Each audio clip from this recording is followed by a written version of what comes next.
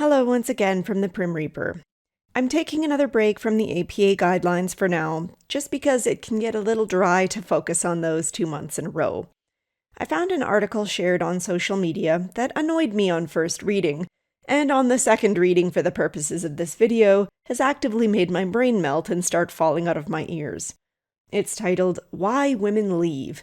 Wife who does everything shares why she left her husband who did nothing. So let's go ahead and dive into all the reasons why men are to blame yet again, shall we? There are a few big reasons why 70% of divorces in the United States among heterosexual couples are filed by women. Women have more economic opportunities than in decades past and are better positioned to care for themselves and their children without a husband's income. Okay, just briefly here, there's something about the very cold and instrumental way this is written that makes my stomach turn. A husband is just a paycheck, after all, not a person you're meant to love and care for throughout your life, right? God, it's not like I'm saying that people can't legitimately grow apart, but it's gross to imply that because women are capable of supporting themselves without a second income, they should just go ahead and drop him. Not like there are any other demonstrable benefits to marriage or to having the father regularly present in the children's lives, right? Another big reason is that even though the world has become much more egalitarian than in the past, women still bear the brunt of most of the emotional labor in the home.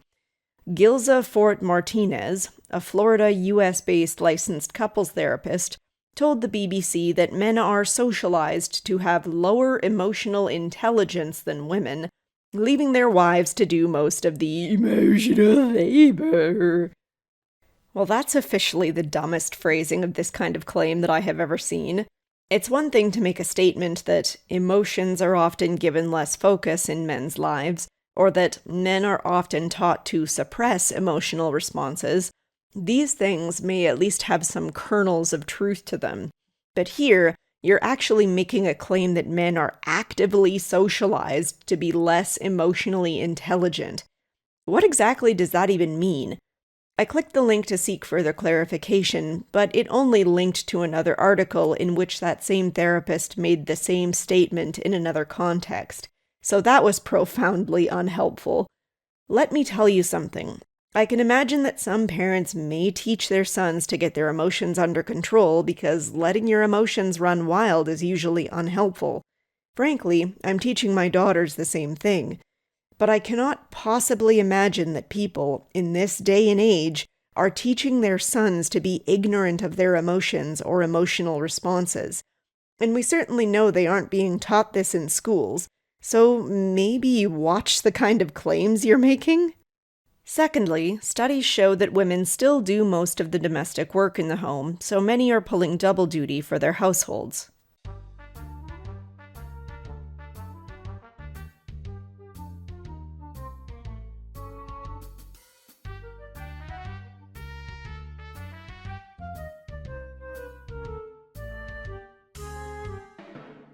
Really, though, this is the stupidest logic unless you're planning to live like a cave troll in whatever new place you move to. Joke's on you, domestic work just comes with being a non-schlubby adult. Get used to it.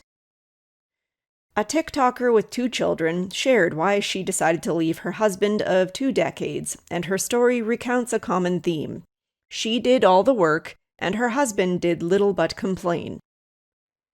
Okay, I want to highlight the last little bit there for a moment, and then move on to the next section. So for the men out there who watch this, which frankly I kind of hope there aren't any, you have an idea maybe what not to do. She starts the video. Yesterday, I go to work all day, go pick up one kid from school, go grocery shopping, go pick up the other kid from school, come home. Kids need a snack, make the snack. Kids want to play outside, we play outside. Her husband then comes home after attending a volunteer program, which she didn't want him to join, and the self-centeredness begins. So he gets home, he eats the entire carton of blueberries I just purchased for the children's lunch, and asks me what's for dinner. I tell him I don't know because the kids had a late snack and they're not hungry yet, she says in the video. For no reason at all, I'm just going to repost that little bit I had highlighted from before for a second. Now, who is the one complaining here again? What I see here in this little vignette is a perfectly normal day in the life of being a family with children. Yet it's being framed here like it's this ridiculously grueling day. Oh my god, I had to pick up my children from school, and then I had to make them food and play with them, and oh my god, it was just so much, you guys. I mean, other than her husband powering down an entire carton of blueberries in one sitting, which I'll admit is a bit much, him coming home and asking what the plan is for dinner is supposed to be a bad thing? It's not like he's telling her to get in the kitchen and make my supper, woman. At least not by her account here. He's probably just wondering what's going to be the thing that they all put in their bellies tonight, other than blueberries, which is a very normal thing to wonder about. Maybe if these very normal life tasks and elements of family life were not so regularly framed as this miserable slog like they are here, people would remember that, while undoubtedly tiring at times, these are often lives they chose to undertake as something once deeply desired.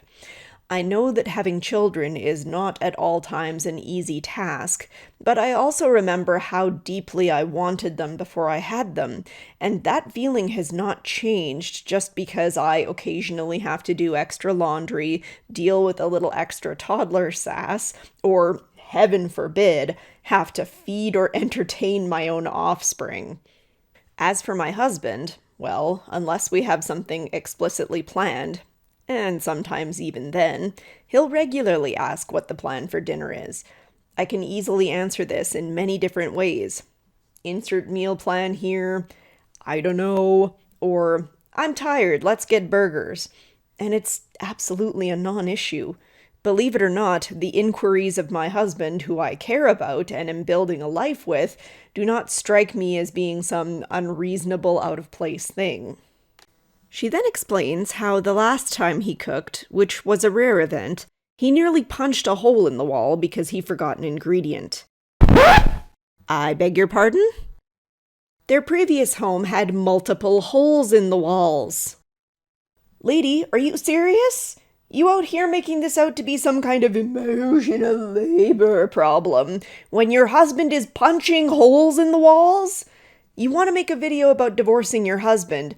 Don't make a video that starts off with, I had to pick my kids up from school and then buy groceries and then feed them and then play with them. And then he had the audacity to ask what was for dinner. Make a video that says, I'm divorcing my husband because he punched a fucking hole in the wall because he forgot an ingredient. Are you actually kidding me? They continue this paragraph in the most hilariously inappropriate blasé way, too. Dr. Gail Saltz, a psychiatrist and host of the Power of Different podcast, says that when punch walls, it's a sign that they haven't learned to deal with anger in a reasonable way. Dog, this is domestic violence. Even more so if he does it in front of the children. How are you talking like this is just some run-of-the-mill problem of merely not learning to deal with anger in a reasonable way? Me telling my fork to F off when I accidentally drop it on the floor is an example of not dealing with anger in a reasonable way. Punching the walls is a little bit beyond that. I would bet that there are many men, even those who would claim that they have anger issues, who don't go so far as to put literal holes in the drywall. And yet, instead of focusing on this entirely justifiable reason to divorce someone, the rest of the article just goes back to the emotional labor thing, I kid you not. Anyway, finally one kid is hungry, the TikToker continues, so I offered to make pancakes because they're quick and easy and it's late. He sees the pancake batter and sees that there's wheat flour in it and starts complaining. Says he won't eat them. Now, I am a grown adult making pancakes for my children who I am trying to feed nutritionally balanced meals. So yes, there's wheat flour in the pancake mix.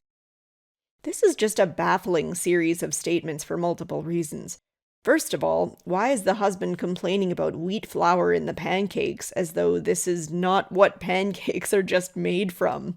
Does he have celiac disease? If he had some legitimate reason for avoiding wheat flour, surely this would have been known to the wife after being married for 2 decades. Are you telling me this is just some mysterious food preference that just happened to come up now? Also, I know you're trying to hoist yourself up like some kind of paragon of virtue here, but give me a bloody break with having the words pancakes and nutritionally balanced meals in the same sentence.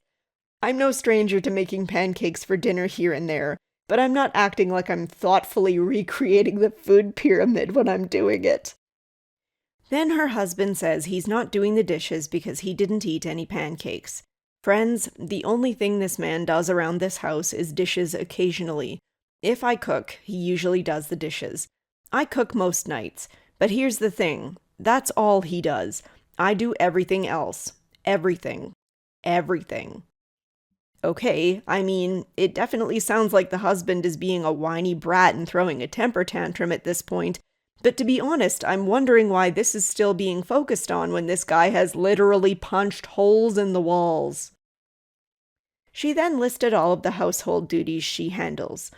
I cook, I clean the bathrooms, I make the lunches, I make the breakfasts, I mow the lawn, I do kids' bedtime. I literally do everything, and he does dishes once a day, maybe, she says.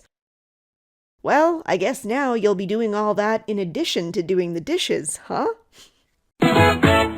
I'll go ahead and stop the article there. The rest is just comments telling her, yes, queen, slay, and all that. And the last thing we need is more of that kind of mindless, uncritical, back-patting nonsense. I want to add in a small section after the fact about another thing that came out about the same time as this article that is slightly different, but again has a similar negative flavor in that it is essentially pitting partners against each other as though marriage is some kind of battle to be won.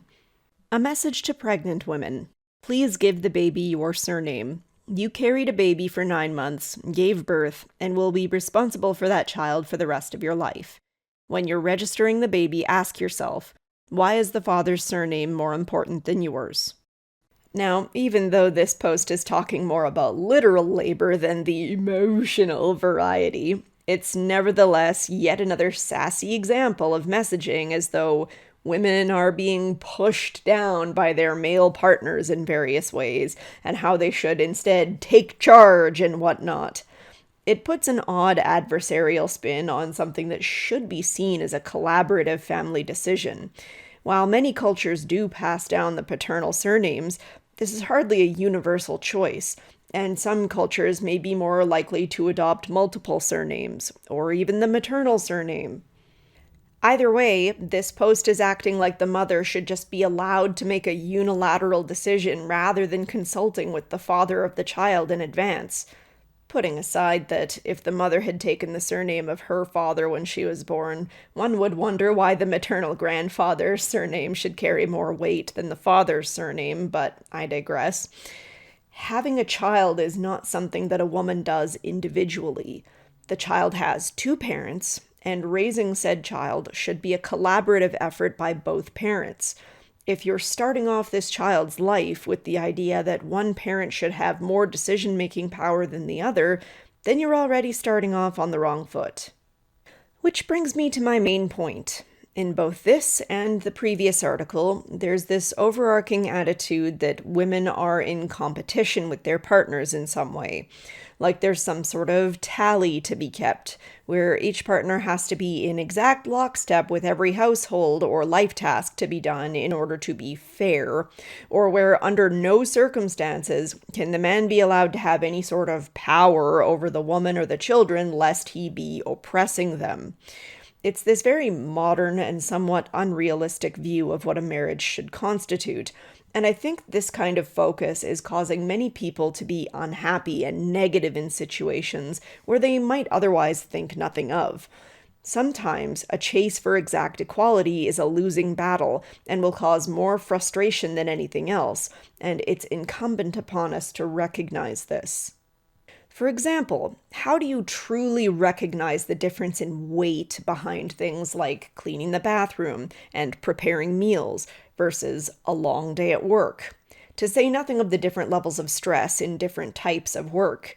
Even an activity like playing with the children can carry with it different levels of stress, depending on whether the children are being good or whether they've decided to act like Tasmanian devils that day.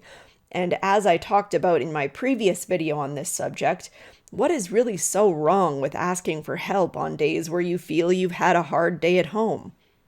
And in contrast, what is so wrong about a husband having a hard day at work and admitting that he doesn't have the energy to help with household tasks? And this being the 21st century, let's remember that the roles can still be reversed and that the same questions can still apply. Though I somehow suspect a stay-at-home dad writing articles about how his working wife won't do enough around the house would probably not receive the same glowing support as the one above. I'm not saying that the roles cannot be unbalanced, but I think this is something that should be discussed collaboratively when possible. If this cannot be done, then you have a legitimate concern. Regarding my own situation, yes, I took my husband's name, as mine is a bastardized, anglicized version of my legitimate last name anyway, and both of our children have his last name. Much of the tasks that the woman from the original article complained about have fallen to me as well, but I'm of the mindset that these are all simply things that need to get done. My husband does do various cleaning jobs around the house too, but he also works longer hours than me most of the time. I'm sure that if I really wanted to, I could nitpick and weigh all of the things we do around the house, and maybe I could discover that I'm doing more of this or that than he is. But again, what is the point of this kind of attitude? As long as we are both contributing to the family finances, to caring for our children, to maintaining the household, and to supporting each other, that is the most important thing to me. The exact calculus of how it all balances out is really not relevant. And I feel like the moment you start to make something like that relevant, you'll find you start to look at your marriage through a lens of resentment and bitterness, rather than of partnership, companionship, teamwork, and gratitude. I think that many of these people would find that if they could look at their daily tasks through these latter perspectives, they might even be able to appreciate some of the tasks they've come to view as this mundane drudgery. On days when I have been able to go on a tear and clean multiple areas of the house, I celebrate my success in being able to contribute to the proper maintenance of the house and to a comfortable environment in which to raise our family. It doesn't have to be this horrible slog to get through. You are capable of changing your mindset in many ways, and I think that if you do, you'll feel a lot less bitter and a lot more able to appreciate your home, your work, your children, and yes, your husband, believe it or not. But to be entirely fair, maybe I'm in a better position to say that because my husband doesn't Mike Tyson the walls when he messes up in the kitchen. Thanks so much for watching, and I hope to see you all in the next one.